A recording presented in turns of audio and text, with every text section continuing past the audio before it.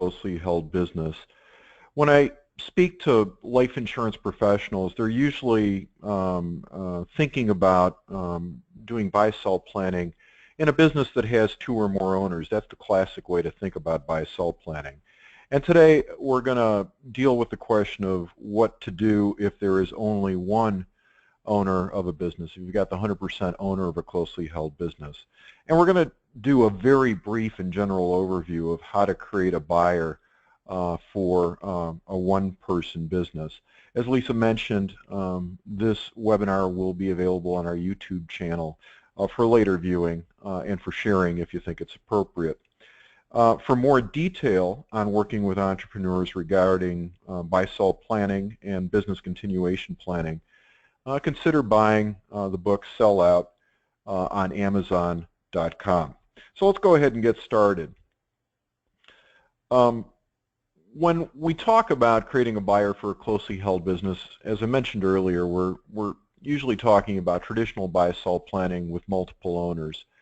And effective buy-sell planning allows the surviving owners in that case to continue on after the death of one of the owners. Well, what happens if there's only one owner of the business? What are the choices for transferring a business to somebody else? If plans are made in advance, the choices are, it could be a key employee that is the transferee. It could be that somebody in the family is the one to whom the transfer is going to be made. It could be that there's a friendly competitor in the market of the 100% business owner that is the likely one to take over. Or perhaps there's some investor, some private investor who's looking for businesses that can be negotiated with to take over the business in the event something happens to the 100% owner of the business. Out of those choices, it feels to me like the key employee is the likeliest solution for most businesses. And so it can be done in a few ways, but the key employee is looked to as a potential buyer for a closely held business that's 100% owned by one person. When 100% owner of a business wants to do that kind of thing, wants to plan to transfer the business to key employee, the process has to be intentional. And the 100% owner is making a long-term commitment to the process. And so the owner of the company needs to be really intentional about identifying the key employee or other candidate and providing the right kind of environment for the key employee to succeed in the eventual buyout, whether the buyout is planned for the retirement of the owner of the company or death or both.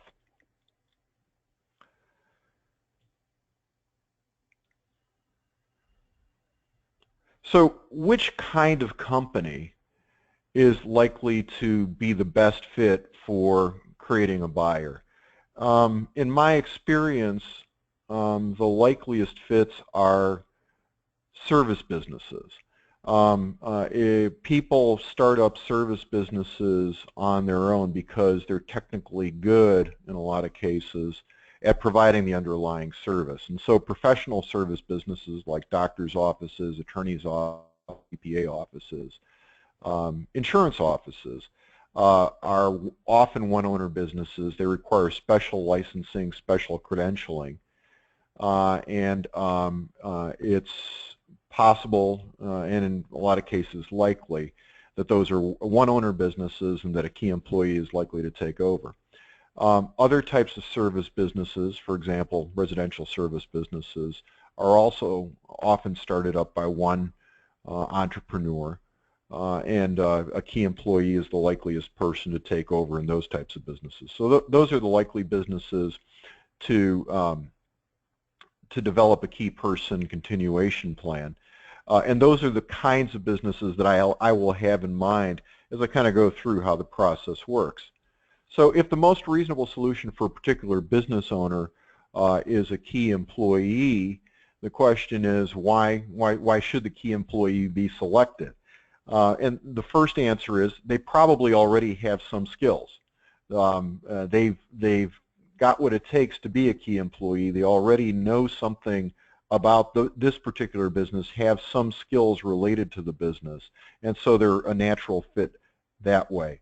The customers and employees may already be comfortable with them. They may not be, but in a lot of cases, one of the reasons that they're key employees is because of that comfort. However, gaps may still exist in the key employee's temperament and skill set, which would make them unsuited to be a successor owner of the business. For example, the key employee may lack confidence to run a business. They may lack the financial and emotional stability in order to be a successful entrepreneur. They may lack leadership skills. They may be unable to lead a team. They may not have the same kind of entrepreneurial outlook that's needed that would make the 100% owner successful in the business. They may not have the competitive drive to run and grow a closely held business. They may not be disciplined enough to be able to do it. They may not play well enough with others to be able to lead a company. And they may not know what it takes to be successful. So one of the questions that an entrepreneur needs to ask herself or himself in evaluating whether a key employee is the right candidate to take over a business is the new owner prepared to deal with the problems that are hidden in running a closely held business? If you've ever started up a business, you know that it's more expensive and it takes longer than you think. Almost always, it's more expensive and it takes longer than you think to get to a position of success. One of the fun things for me is when I was in the private practice of law, I met with business startup people all the time. And some of them had never had any experience in running a business. And in that way, they were like the key people of a closely held business. And one of the questions I would tend to ask them is, do you expect your business to be profitable right away? And inevitably, the people who had no experience in running a business thought that their businesses would be successful right away. They'd have customers immediately, they'd be profitable immediately, and that everything would work. And I looked at them and I thought to myself, you're so cute, why don't you stay that way? But in any event, there is a lot of risk, financial and otherwise, in starting with a business. There is a lot of risk in transitioning from key employee to owner of the business, and key employees need to understand that, and the business owner needs to prepare a key employee to the extent possible for minimizing that risk.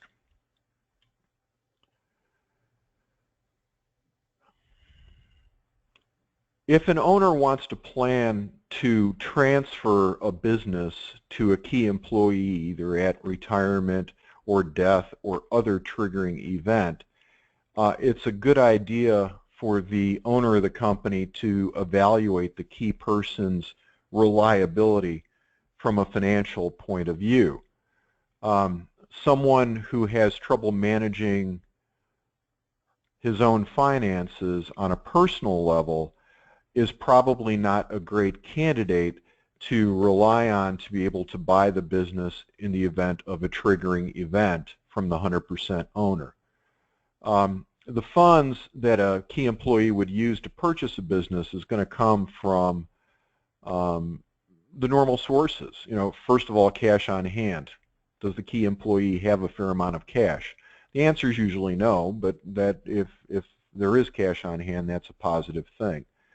The source of funds might be a third-party loan, like a bank loan or small business loan.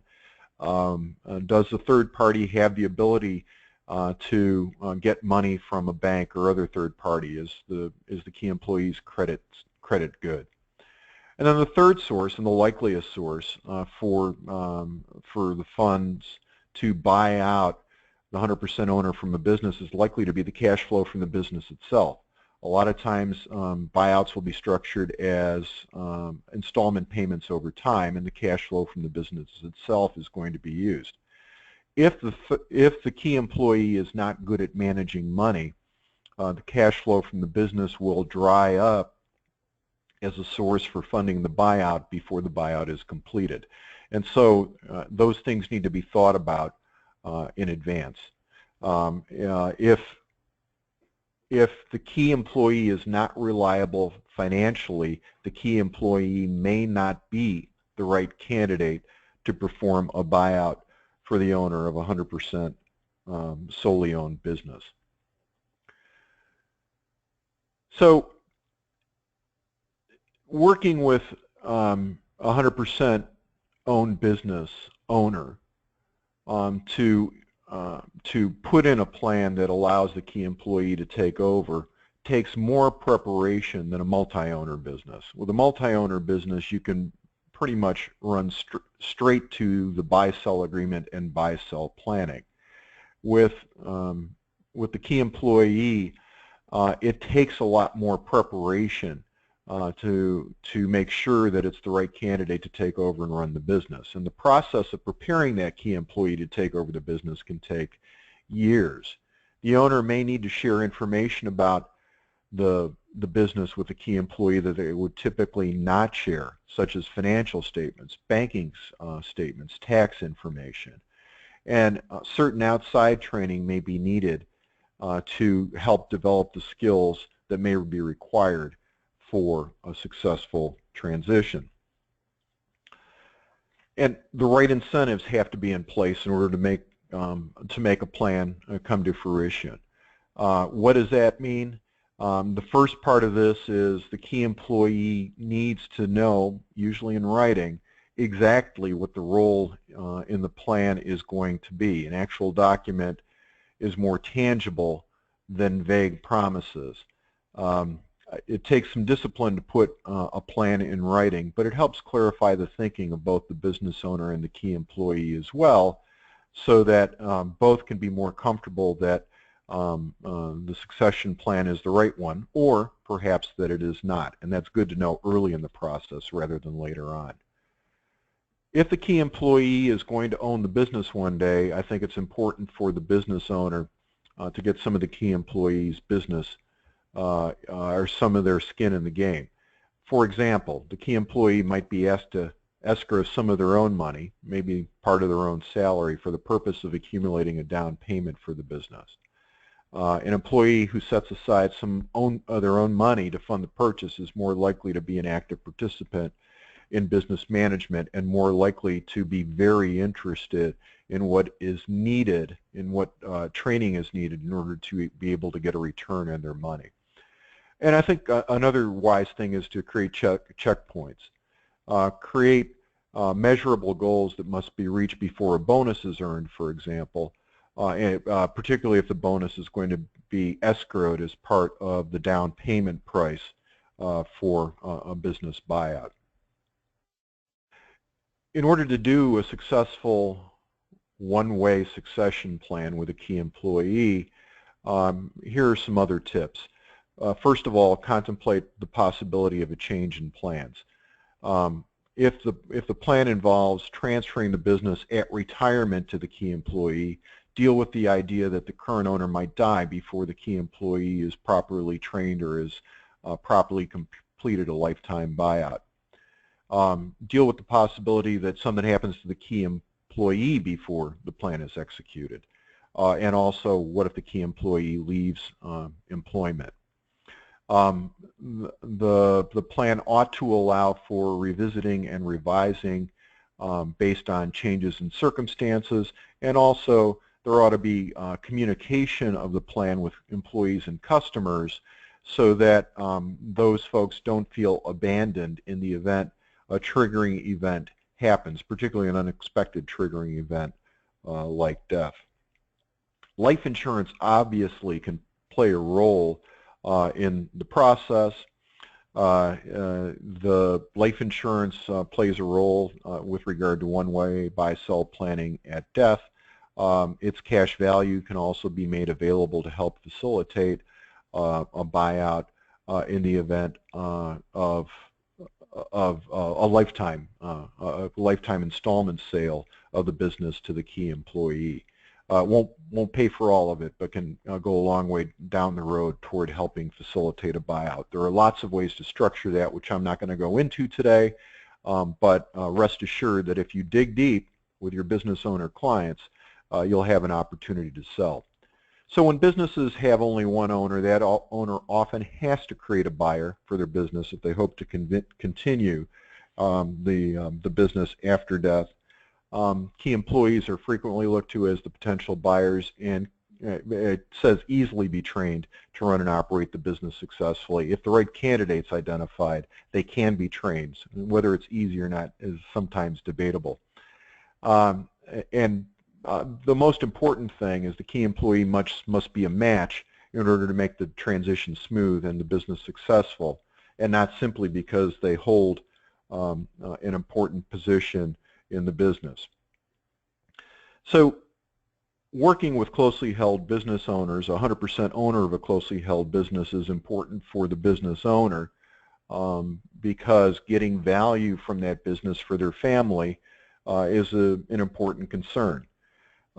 It's also important for you to think about creating a buyer for a closely held business as you work with your business owners, particularly your 100% solely owned business owners, because it positions you not just as a salesperson, but as a trusted advisor.